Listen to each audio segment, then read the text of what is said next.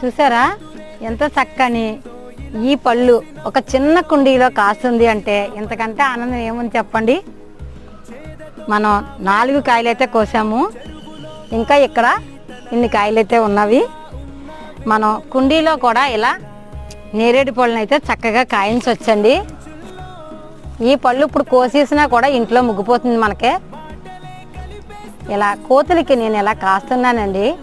పోనీ తిననివ్వండి, వాటికి మాత్రం ఎవరు పెడతారు, తిన్నన్ని తింటాయి, తర్వాత మనం కోసుకుందాం.